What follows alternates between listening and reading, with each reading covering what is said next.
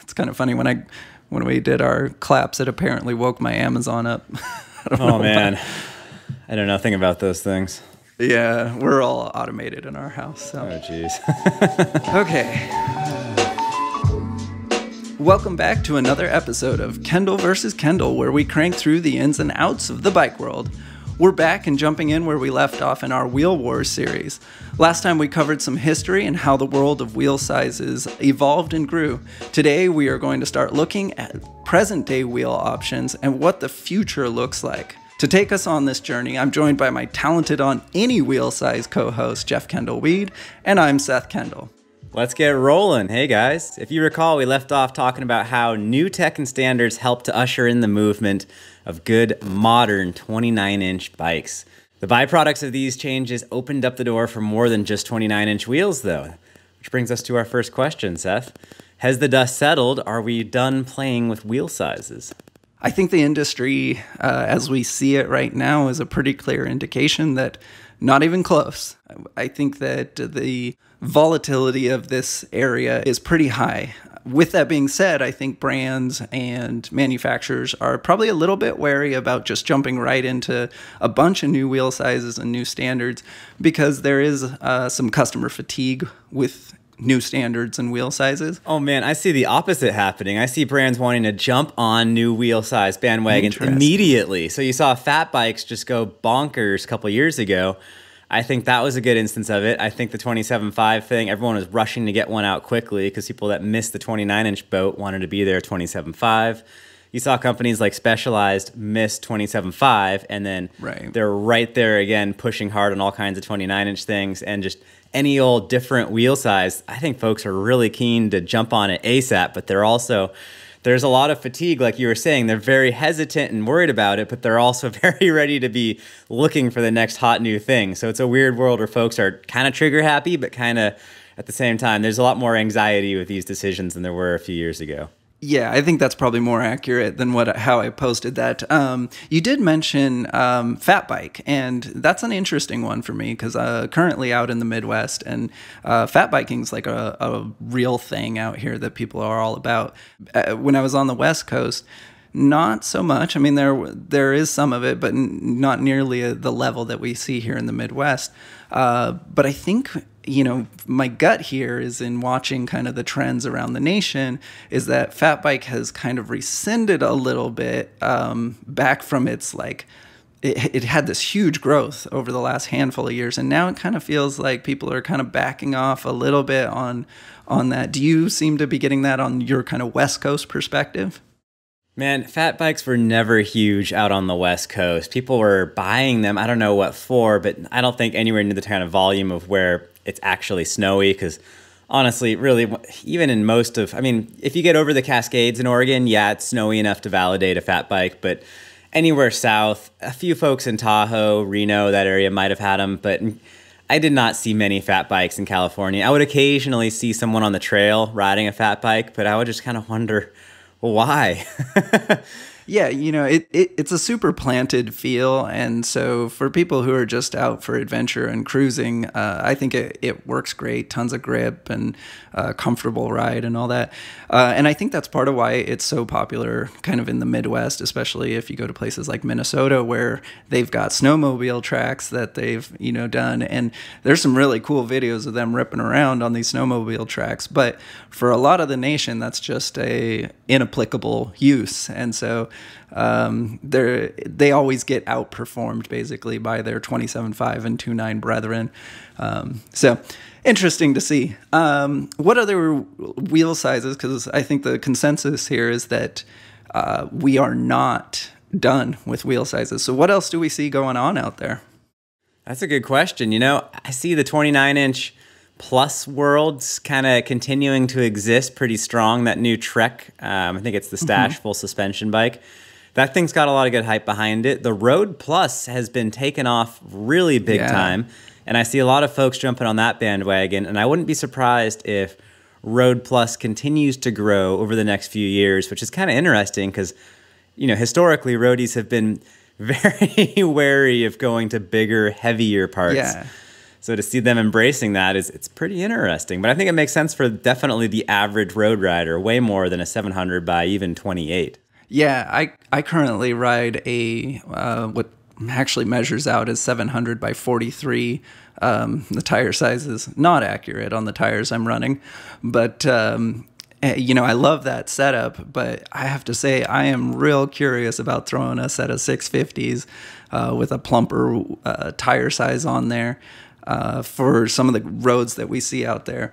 So I definitely get it. And I think maybe some of the adoption rate on that is because with the advent of kind of this gravel world or B road riding, you're seeing a lot more mountain bike culture, people moving over into the road world. I know for myself, I actually got back into cycling via road and triathlon and then fell back in love with mountain biking and almost completely forsook all my road riding stuff.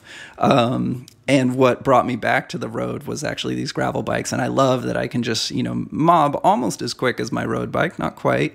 But then as soon as I see a trail, I just dip off. And so I think that's where this 650 plus kind of thing is just kind of killing it, because I can still ride fast on the road, but I can dip off and get real rowdy. And on the road, too, it's super comfortable. And you can run 40, 45 PSI. You're just floating around, no big deal.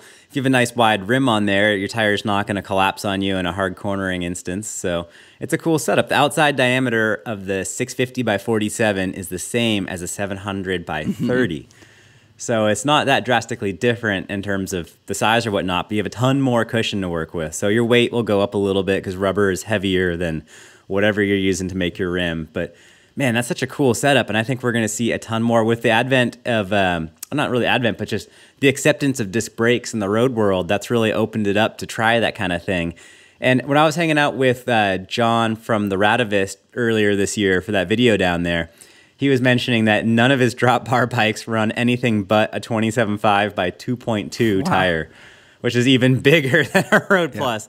John does tons of dirt road rides, tons of that stuff. So he's a little bit gnarlier than the average dude who's primarily pavement-based. But yeah, I thought that was interesting. Like the old mountain bike size is now the road size. Right? That used to be even on the big side of XC tires. So that's pretty funny. We get a lot of people out in this area that do things like the Dirty Kanza, and there's definitely been an uptick in the number of 650 wheels in that race, just for the comfort level of it over 200 miles.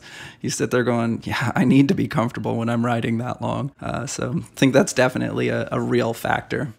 Can we ask the question, what wheel size is best for what type of rider? Or is that just so subjective that it's not really a question we should throw out there for everyone? Man, so yeah, I hesitate on that one, right? But I think we can answer some generalities about that. There are pros and cons, and the lines between the pros and cons from wheel size to wheel size, I think, blur further and further. Back when 29ers were first kind of doing their things, wheels were flexy, the rims were weak, the wheels and tires were heavy. So it was real easy to be like, oh, here's a 26 wheel and a 29, and they perform vastly differently. I think that's starting to get blurred to where if you're not paying attention or looking for the nuances, it's hard to tell the difference between a 27.5 and a 29. But with that being said, there are differences. My 29 bike has a slightly longer wheelbase, and it takes more body English to whip it through corners. Whereas my buddy's 27.5, that's a very similar bike, super fun, is a little snappier through corners. But with that being said, I actually oddly find myself really liking the feel of my 29ers through corners because of the extra body English. And so it requires a more kind of visceral riding experience in my opinion. So that we'll continue to state that this is very much opinion. We're not telling you that 29 is right or 27 is right or any of that. This is for you guys to decide. But my experience is that I actually have kind of fallen in love with that kind of hard throwing the bars around, really having to dip the frame for my 29er to snap it through corners. And I love that. Whereas other people, and myself included, in old bikes, I actually really liked the snappiness of my 27.5 and 26 bikes. If we went back further, you kind of just steer them and they just snap through corners and everything. And that used to be what I loved, but now I definitely kind of like this visceral style. It's a little more like you guys can't see the video here, but I keep like flexing my arms like, so yeah. Yeah, I don't think I've got a great statement on what wheel size is best for what type of ratting rider, but generally I think the more airtime you get, the smaller your wheels should be, simply due to physics, Keep it easier to throw around when you're in the air, and then keep it stronger when you're landing a little bit sideways. There's times when I love having big wheels hitting jumps. There's times when I'm not quite so into it. And I'm not very tall. I'm only 5'8". So when I try to tuck the back wheel up and dip the front end down and nose in on a big jump, sometimes I'll get my backside a little bit with that big 29-inch tire. And then I'm like, that's not so rad. So yeah, and I've had that same experience. Probably not quite on the level of you. I was just watching one of your videos, and the teaser photo was you just boosting, and I was like, yeah, I don't think I'll ever jump that big. But, yeah, with that being said, though, I mean, clearly if we look at like your latest Ripmo video and stuff like that, man, you're definitely getting at it on 29ers. And so definitely want to emphasize that, there are probably things where the 27.5 is better, in that sense, in jumping and everything. But at the same time, man, these 29ers can really get at it these days. And I would say for most riders, not being at the level of a guy like you, a 29er would work great. With that being said, I'm actually probably going to be building a downhill bike because we're moving back to the West Coast. So my downhill bike, for sure, I'm going with 27.5 because I want that playfulness. I want kind of the strength of those wheels and everything. Are many 29-inch downhill bikes even publicly available yet? There's a handful.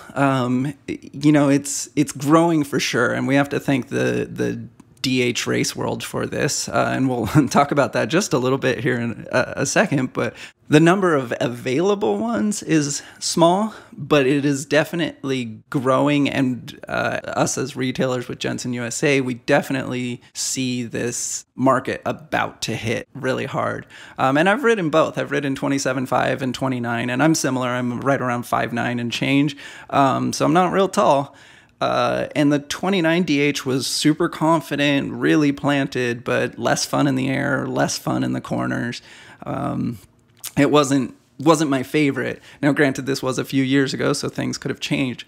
But we then take a look at some of these riders out there. I think of like Greg Menard, right? Super tall dude and killing it on a 29er. So I think there is some consideration here for body type and style of riding. And ultimately, if you're looking for the snappiest thing, I think 27.5 is going to be the way to go. It's going to steer better. If you want to mow through stuff a little bit more, the 29er is going to kind of give you that planted, stronger straight line feel. You end up at a kind of an interesting little bit of a junction and an intersection too, because in the downhill race world, there's sort of two main styles you got to work with. There's the folks that just monster truck straight over everything, and those are generally the bigger folks, and the folks that can do that smoothly, like Menard, for instance, do really, really, really well. But then there's smaller guys that are, like our height or even smaller, and they have to steer around everything and just pick the absolute smoothest line regardless in order to keep up, because when you're so much lighter than these bigger dudes, you lose speed a lot faster when you try to monster truck and not be smooth. Yeah. So some folks try to build their race bike to play to their strengths. Other folks build their race bikes to make up for their weaknesses. So there's kind of two philosophies in how you build your race bike. So you could make a pretty good argument for someone smaller doing the bigger wheels so that when they do make a mistake and they don't have that same momentum as a bigger person, they would get penalized less.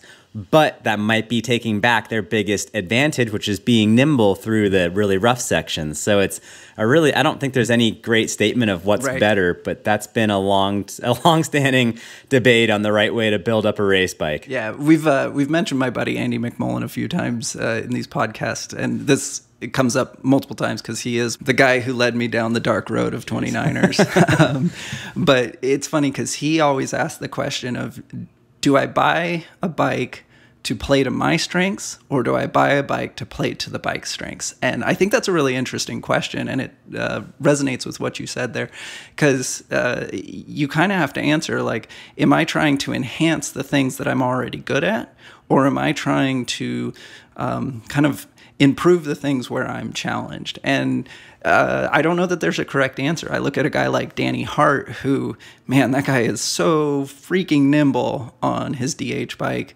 And I struggle to think about him riding 29er bikes. And I'm not going to say whether he chooses to or not over the next handful of years. I know he's dabbled, but that's up to him. But you look at his riding style versus Minar, and one is kind of wild and ping-ponging all over, and the other one is, like you said, kind of more straight line and mobbing. And yeah, you got to pick your bike according to that. So yeah, I'm not sure that there is a right wheel size, but ultimately you just kind of have to look at what strengths you're looking for and play to those. Now, with that being said, all these bikes are fun. So I always say, like, if you make a mistake, sell that bike and get into the one you like. And I realize bikes are expensive, so it's not quite as easy as that often. But I don't think that people are going to make a wrong choice on bikes much these days, because bikes are so good and wheels are so good. And so, you can at least learn from whatever wheel size you land on. So we've been talking a bit about like 29DH, and that's a new thing within about the last 2 years. And we transitioned from 26DH to 27.5DH setups a few years before that. And it was fairly smooth. There was a little bit of debate here and there, but mostly riders and customers out there were pretty okay with moving to 27.5. For whatever reason, this seems to be a hotter issue when going from 27 to 29. Any thoughts there, Jeff, on why this is a more hotly debated issue going to this wheel size? Is this a culture thing, a performance issue? Does this have to do with the type of race courses? What do you think's going on here? One thing that has been popping out to me is I think the downhill scene is very much European right now. We have Aaron Gwynn, Nico Malele, a bunch of really fast U.S. guys tearing it up right now, Dak Norton, tons of them. But, in all honesty, if you look at the top 80 at a World Cup, there's only going to be a handful of guys from the U.S., and there's going to be tons of folks from Europe. And I remember back when the first 29ers really came out and 29ers were getting really strong around 2010 or so, the guys in Europe weren't so fond of them. They really liked nimble bikes, and they thought handling and the sensibility, and they have all these great words that are translated that make way more sense in their language than in English for what a bike should ride like. And they were not so pumped on 29ers way back when. So I wonder if that is basically why it's a little bit more of a contentious acceptance of the bigger wheel size than the 27.5 thing was. Because 27.5 was a pretty easy sell in Europe when it came out. It was like a reaction to having gone what they said was too big previously. So we saw 27.5 do real well in Europe, and now that the 29-inch downhill thing's coming around, it might be the same argument again. So I don't know. I think that's a big part of it. And I was going to mention, too, that on the sales side, it was interesting. In Asia, it was really difficult to sell 29-inch wheeled bikes as well. Interesting. But then 27.5, everyone thought it would sell great. It was still difficult to sell 27.5. In Asia, there's often this idea that bikes made by the Westerners are built for people that are really tall, and that the Asian community is not so tall, and therefore these bikes are too big and we're trying to ride something that's not super appropriate. But in reality, I think it's more of an imagined idea than it is actual fact. So yeah, and that does affect sales. I mean, the Korean bike market is one of the biggest bike markets in the world. Oftentimes it's like right behind Germany and what my sales numbers would show. So that has a pretty big play in what gets developed and all that. It's not just the U.S. as the standalone leader of the whole world. There's a lot of other really important markets too. But yeah, back to the original question, I think it's that European overwhelming influence in the downhill scene. And I think that's legit. I think the other thing that's been maybe playing into this too is There definitely seems to be some contention with race courses. You know, we have some of the greats out there that are amazing. They're hard, they're long, they're super technical. You know, they have wide open spots, they have jumps, they have huge rocks. And then there's some courses where it, in a sense, feels like a glorified cross-country course. And I say that with a lot of emphasis on the glorified part. They're way more than a cross-country course. But they are definitely more wide open, straighter, faster tracks. And I think there's a little bit of a worry from both the pro rider side and kind of the amateur DH rider that this is going to be a trend towards, you know, flowier, smoother trails. And the whole point of DH is that it's gnarly, right? Like that's what it's supposed to be. So I think there's a little worry that if we pull in this wheel size, then we'll start catering towards that wheel size. And it makes me happy to see guys like Minar out there who still are killing it on really technical courses on big wheels, because I personally am okay with having both 275 and 29. Like that doesn't affect me in the least, and I'll probably pick 275. But I know there's going to be people who prefer the 29, and so I like the idea of just proving to them that, like, hey, we're not going to neuter these DH tracks that are out there, and the ones that already are kind of on the soft side, we'll call it.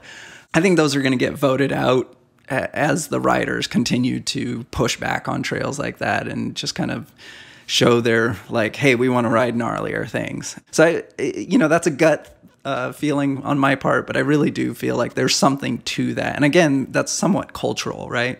That's the rider culture is kind of pushing back, like, hey, we want gnarlier trails. So. Man, I don't know. I think 29-inch wheels can handle the gnarlier trails often better than the 27.5 can, because they have a little bit more traction, they have a little bit more rollover, you can simply get away with more, you've got a bigger margin for error. So I think those bigger wheels could handle the rougher tracks actually better than the 27.5 could. So I don't think that course design is going to be based around what bikes the guys are on. I don't know. I don't see. I think course design is going to continue what creates good racing. And if you have something that's not gnarly enough, then it's just a pedal fest, and it's not going to be enough of a difference on TV between the various riders for it to be engaging. Whereas if it's technical enough that you can see different riding styles shine through, different approaches to the track, that'll create good engaging racing. So I don't know. I don't think it's so much wheel size. Yeah, and I think we agree on that. We're putting the verses in Kendall versus Kendall here. I think we agree on that. Like, I don't think that the 29ers struggle in that. But if you look at rider interviews to a lot of these races, and if the question comes up, which it does often, of like, are you choosing 29? They'll, you know, be like, oh yeah, this is a wide open course, so my, you know, top end rolling speed is faster on a 29er, so I'm going to choose that. And so that's kind of more what I'm leaning to, is not that the 29ers can't handle the gnarliness. It's, you know, that it's the same reason if I were picking a cross country bike, which I have, I would pick the 29 wheel, because my top end rolling speed is going to be higher in the wide open stuff. And so anything that I might sacrifice in other places is going to be made up for by kind of that pedal speed that I'm able to carry through there. So I think we're similar, but maybe different. So Seth, all that said, what's your current arsenal of bikes? Why are you riding them, and for what type of riding? Yeah, so I'm actually downsizing because we're about to move. But if we look at recent history for me, it's almost all been 29ers. I'm on a gravel bike that's, you know, 700C, but with wide tires. So 29. I also have just sold a Ripley LS that I was on and testing for the year. And I loved that bike. A little bit short travel for the way that I ride. I found myself kind of bottoming it out on a lot of jumps and stuff, but super fun, snappy little bike. And then I have a custom built hardtail that also is 29er. With that being said, when I built the 29 or that hardtail, I actually got a, you know, custom frame that was able to tuck in 29 plus or 27.5 plus, because I really wanted this to be something that I could kind of keep over the years and evolve with me as I played around with what I liked in wheel sizes. So I've played with it with 2.8 27.5 plus and really liked it. It's super cush. If I was doing adventure biking, that would be kind of my go-to number. So it'll fit 27.5 plus 29 and 29 plus all three? So it's got this weird back end that's all wide and arched, and I had to get an extra long spindle for my cranks to fit. But it's awesome. It's fantastic. What's the BB drop on that bike? Man, okay, so you'll learn something about me here. I can tell you all about how to work on a bike, and I can't remember any of my geometry numbers. I will say it definitely was low when I was in the 27.5 plus setup. That's part of why, I think I would end up with this as an adventure bike if I did the plus setup, or if we were riding in more snow and whatnot. I could see myself going back to the plus wheels. For that reason. It shines though as a 29er. That's where the geometry feels the most dialed. And I did go to a 2.6 front and a 2.3 rear, and I found that kind of to be my magic point of speedy, snappy rear that's, the tire's 200 grams lighter by just being a little smaller, and you almost can't tell the difference in size. But that front end, just grips a little bit harder through corners, and you can really just get on it without the tire folding under jumps and stuff like that. So it's been my play bike, and I love that I'm able to play around with different wheel sizes. But with that being said, I think the home for this one is 29. I did spend a year on a Mojo 3 as a 27.5 plus up to 2.8. And for me, the 2.8s were a little bit wandery, a little bit squidgy under hard corners or jumping, both in the takeoff and the landing. I found that as I compressed through my bottom bracket, pushing down on the pedals, there was a little bit of a wander that happened there. And then when you'd land, there was a definite squirm that happened. And so I went to 2.6 on that. And man, that seems to be my Goldilocks tire size. I did get rid of that bike, and I have a buddy riding it, and he absolutely loves it, killing it on that bike. But that's kind of where I'm at right now. And I think a big part of this is that I live in the Midwest right now. And, our trails are smooth, flowing, real grippy, with lots of jumps, but not a lot in the way of tech and gnar in our area. And so that 29 wheel size plays really well to the kind of wide open, fast riding that happens, and then is still really fun on the jumps. So that's kind of my current lineup. What's going on in yours? I've got 5 bikes. I have a dirt jump bike and a trials bike. They're both running 26-inch wheels. Dirt jumper has pretty small, skinny tires on it to not tear up pump track. The trials bike's running Vigilante 26 by 2.3 tough high grip front and rear. So that's a real fun bike. And then my 3 mountain bikes, I've got my Ripmo, my HD4, and my Mojo 3. I like all 3 of those. I definitely ride the Ripmo the most. And I'm getting really bored of our local trails because honestly, that bike makes them too easy. Interesting. Right now, it's Goldilocks conditions. It's perfectly tacky, and there's minimal mud on the roots, so I don't need to worry about hooking up traction-wise on the roots. And then it's not so dry and dusty that it's death slippery. Our summers get really treacherous here. It gets really slick when it gets dry here. So right now, conditions are so mellow that the Ripmo is honestly making my trails kind of mellow and easy. So I'm starting to ride the HD4 and the Mojo 3 a little bit more. All these bikes have regular 2.3, 2.4-ish size tires on them. I really like the 2.5s on my HD4 with the Ibis real wide rims. I haven't measured those tires recently, but I bet they're real close to like 2.55 or something, which rounds up to 2.6. But I'm going to be riding my Mojo 3 more for the coming weeks and months here because I'm sick of riding my Ripmo. It's a super fun bike. I love it. Puts a smile on my face, but I have to find really gnarly trails and ride them really fast to get into that, to get any adrenaline going. Whereas the Mojo 3 is so much sketchier. It's so much more likely to throw me off into the woods that it's just, it makes things a little bit harder. I got less travel. I got a little bit smaller wheelbase, much steeper head angle. So that's where I'm at. HD4 is great. I'll be taking it to Whistler this summer a bunch and riding the steeper trails here. But yeah, I'm split between the Ripmo, Mojo 3, HD4, and I'm leaning more towards the small bike right now while conditions are good. Yeah, no, and like I said, with me moving, my arsenal's getting smaller, so I'm basically going to be on that cross bike, gravel bike, and the hardtail in the time being. You know, as I'm heading out to the Northwest, I'll be asking the same question of like, what's the perfect bike for me? And I haven't lived out there on the West Coast for several years and haven't lived in the Pacific Northwest for many years. And so the trails have definitely changed since I was out there last. And I think it's going to take me a while to kind of figure out what that magic bike is for me. But you did mention the dirt jumper and trials bike, and for me, I have a dirt jumper as well. That's primarily pump track stuff. I'm not a big dirt jump guy. I'd love to be, but I'm getting old. And I have my BMX. That again, not a talented BMX rider, but I love those two things. And while we're talking about wheel sizes, you know, one's a 26, one's a 20. I love those two things because they do excel. Because of their wheel size and frame geometries and all that at what they do.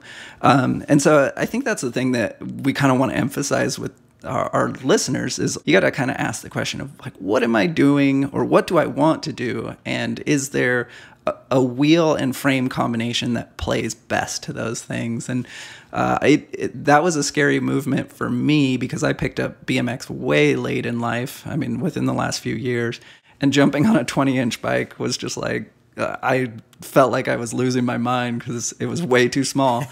But everything happens very quickly on a BMX like bike. So snappy. But and the margin of error is so small, you've got to be really on it. But the thing that's been great is that because I chose this time to play to the bike's strengths and not to mine, my strengths actually grew in that situation, and it's made me a better rider when it comes to my 27.5 and 29 bikes that I've been on over the years. You know, definitely want to emphasize that we asked that question of, is there a right wheel size? And the answer is no, but each one will help you grow in different ways. So it's definitely something interesting. Well, let's jump into kind of what the future looks like here. We talked about where we're at with current stuff, but where do we see this heading? So where do you think we're going with wheel sizes and tire sizes? You know, I think we're going to stabilize for a little while here at 29, 27.5. Road Plus, I think, is going to continue to grow. And I think those general shapes will continue forwards for a while. There is a significant obstacle in creating yet more wheel sizes, and that's due to the minimums on tire manufacturing. So I don't see us having a ton of new wheel sizes in the immediate future. Fair enough. Yeah, I think the thing that's going to ultimately open up doors to move us into other sizes is tire weights, because a big factor for a lot of people is that when they look at, you know, jumping to 27.5 plus or whatever, you either have to give up the strength or you have to gain a bunch of weight. And neither of those are ideal. And so I think once we start to get technologies and stuff that push the tire side of things to where it can withstand the riding style of people while still being light, we might start to see some of these other tire sizes either start gaining more traction, pun intended, I guess, or we might see even other tire and wheel sizes coming out. With that being said, I don't think manufacturers are going to deviate much from kind of the 29 and 275 realms. You know, we'll see plus and things like that in there, but I think for the most part, those are going to stay the same. There is this weird one of 26 plus that's coming back, which is only weird because we kind of, you know, moved away from 26, and now there's a little bit of a movement heading back there. Well, I think a lot of that's geographical too. Like, we're not seeing a ton of that in the States. I did see some requests from the Asian markets for the 26 plus to get a lot of the benefits, 27.5 plus, but in a marketplace where historically 27.5 wheels are seen as way too big. So that's an interesting one that, you know, regionally, it'll probably become way more popular. Probably in Southeast Asia in particular, it'll be way bigger than it would percentage-wise be here in the US or even in Europe. Yeah, for sure. I think that's totally accurate. So I think you're kind of right. Like, I think we may level off a little bit. And I think that's good, right? We talked about customer fatigue and all of this. And so, you know. Well, there's so many gains to be made in tire technology still. I think it's kind of ridiculous that we see guys, top EWS racers flatting out, top downhill racers flatting out, and all, you know, the Cush core, all the various different types of foam tire inserts, all these new technologies to improve the current existing setup. They're starting, but I think our biggest changes in the next little bit here will be to the technology within these existing, basically, two sizes. Yeah, absolutely. It's going to have a lot less to do with the specific wheel size and much more to do with how that tire integrates with the wheel and functions. I think you're absolutely right. So it's tire tech that's kind of holding things back, and hopefully that advances. Yeah, tire tech hasn't increased that much really in the last 10 years. Tubeless has gotten, you know, we've gotten pretty good at getting things tubeless. A lot of that's been the rims have improved and the beads have gotten really consistent. And a lot of folks are finally getting on the same page. Some are still doing bigger bead seat diameters so they can use non-tubeless certified tires tubeless without being a huge liability risk. But yeah, in general, even those setups still work pretty darn good. But this brings us to a really good point. How does new technology fit into all this, like Boost and Super Boost? And I think we can go on for this for a while, but we mentioned consumer fatigue. If you look at the Pink Bike comments on any new bike, they're always tearing it apart for Boost rear axle spacing or whatnot. So you mentioned Super Boost, right? Did we go too short? I mean, because obviously I think the one that took off, or the one that's generally accepted, and there's some big industry players that I think help to make this generally accepted. But you know, Boost is the current main standard, and going from 142 to 148. Yeah, we got some marginal gains and stuff, but should we have just gone farther? Like, should we have just gone to Super Boost and done what Pivot did? And you know, what's your thoughts on that? You know, that's a whole complicated deal. So back with when 135 through axles came out, you know, they came out early 2000s on some downhill bikes. My M1 could work with a 135 by 12 through axle, for instance. It was hard to find that axle, but there was adapters to use a regular 135 by 10 QR wheel, which is what I did because I didn't want to go buy a new axle or whatnot. So the 135 12 thing existed for a long time. I was at IBIS when the HD 160 came out. That used the RockShox Maxle. A bunch of other companies were on this too. And 135 by 12 was a huge upgrade over 135 by 10. Just that through axle was noticeably stiffer. Your suspension worked better. Your bike tracked better. I think honestly, it sprinted better. Pedaling performance was improved by all that extra rigidity. And I think the biggest limitation to not going up to really what we should have done, which is the 150 by 12 standard, it's actually due to the drivetrain manufacturers that were really concerned about chain line.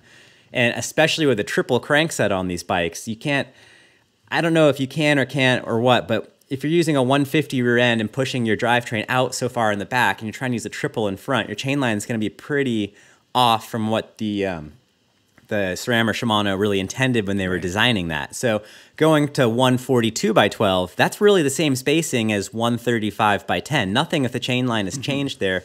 The hub flange width is the exact same on 142 as on old road bikes from the last 100 years, 135 by... Actually, no, those were 130. Charlie Cunningham, one of the WTB founders, was the first guy to push out rear hubs to 135 for mountain bikes back in like 79 or something. But anyhow, over the last few years, we've gone up to 142, which it was a lot stiffer. It worked great. You had shoulders to hold your hub in place. So it was an upgrade over 135 in some regards, but it wasn't a huge update. When we got to the Boost, things actually started getting stiffer in terms of the hub flanges are further apart. The wheel build's a little bit better. But if we had just gone to that 150 and we just got Shimano and SRAM involved then and changed the drivetrains at the same time, that would have been a pretty cool setup, but I think folks would have been bummed about their heels hitting the chainstays while they're pedaling with their narrow Q-factor cranks. So it's a lot of this comes back into it. And then you look at what Pivot did with the Super Boost 157. You know, I'm an IBIS guy through and through, and, you know, I have a lot of respect for the Pivot crew, and I think that was a really good idea. I kind of wish that took off sooner and that more folks jumped on the bandwagon. I wish it would have come out 3 years earlier, and I wish they wouldn't have called it Super Boost. That name is It's a great name, but it's hard to accept after you've had to deal with getting all new parts. Yeah, it did just kind of feel like the middle finger from them. And unfortunately, it felt like the middle finger to customers. And I know they didn't mean it that way, but like, it was just like, oh, you just got Boost. Check out Super Boost. Like, you know, it's like, come on, name it anything else. but no, I think I'm with you. You know, don't get me wrong. I ride Boost bikes. Every bike I own that's mountain bike is a Boost bike. But there is this part of me that's like, man, I think we should have just gone a touch wider and, you know, really established things. And it would have taken a measured effort between multiple different aspects of bike manufacturing. It's not just frames. It's not just wheels. Like you said, it's drivetrains. And, you know, we saw SRAM drop their new dub setup, and I was actually a little surprised on that one that we didn't see kind of a maybe even a play towards Super Boost, but I know SRAM's pretty invested in the Boost now setup. And so I think that's maybe the frustration that myself working in the industry has, as well as our customers. You know, it's that it often feels like these brands aren't necessarily getting together and saying, hey, how can we make this awesome for the customers as a whole? And it is a larger conversation. And some of these brands, you know, Shimano, SRAM, have the ability to dictate what happens by what they decide to put out there. And so there's a little bit of frustration there. Yeah, but they're also pretty receptive to their customers absolutely. too, because they know they need to have OEM acceptance to push anything. So I don't see Shimano really as pushing folks towards one way or the other. They just have certain confines they have to work within because they're manufacturing so dang much componentry for the world. SRAM, I think, has been pretty on it with trying new things.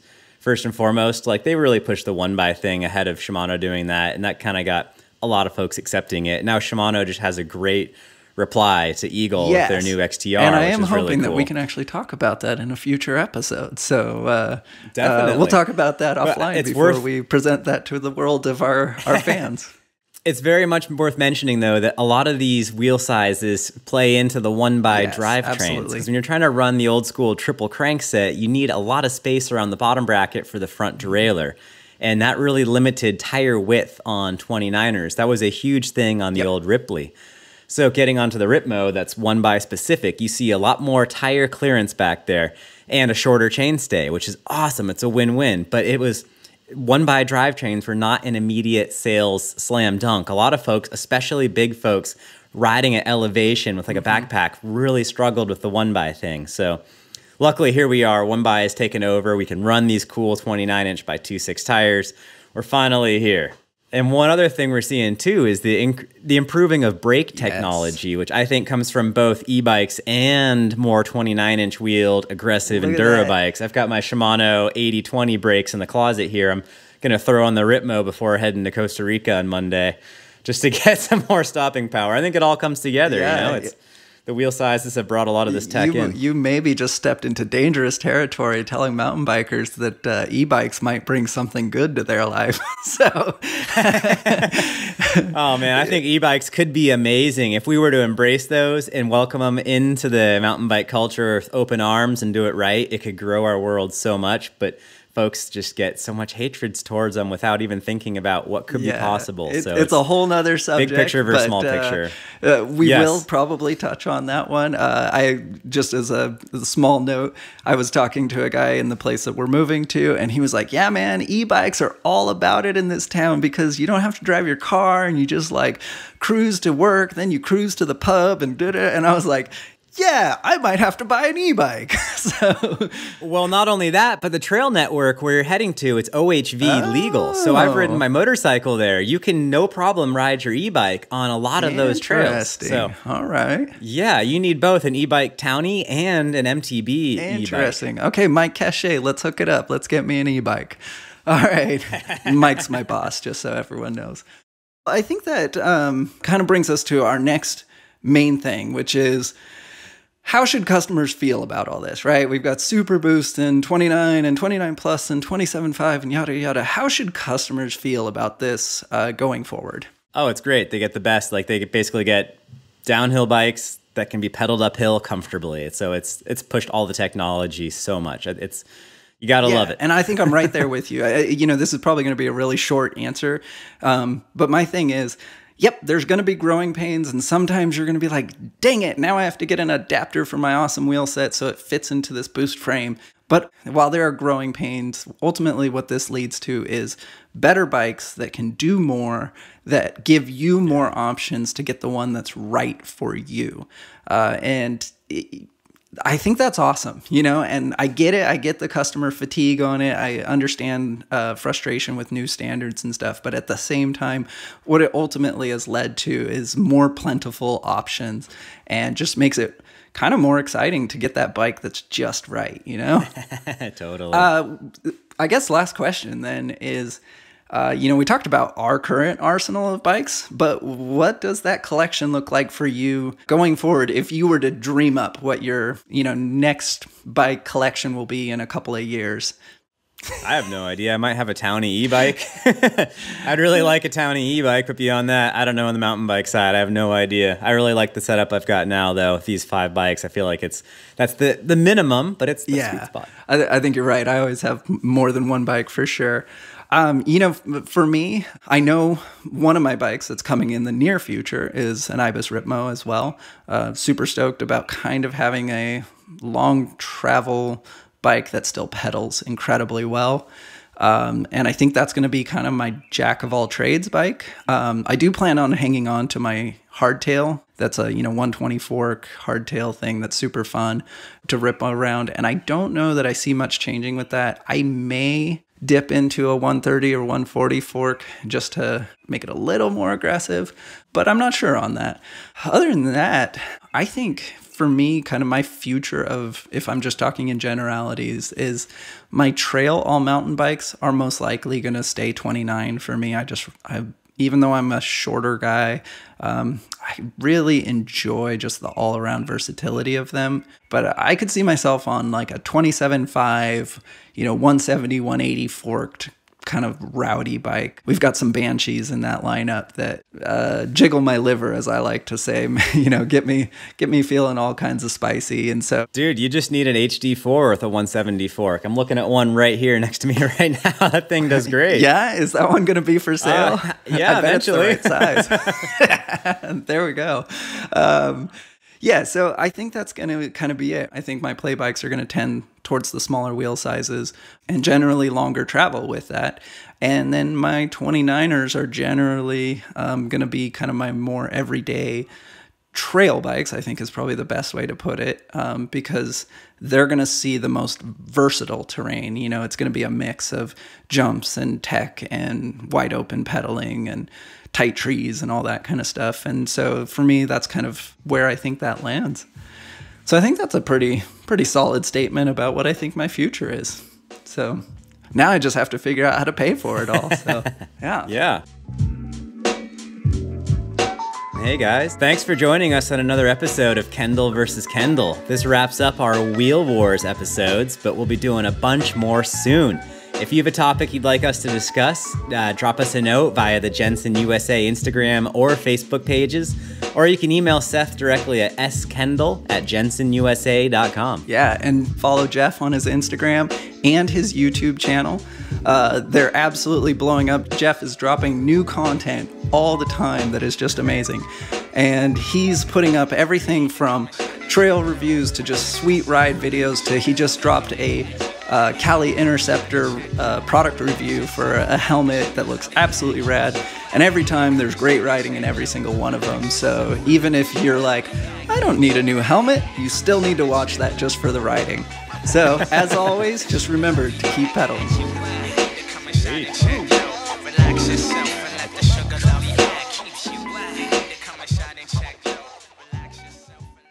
I hope this all sounds good because I've got my new pop filter.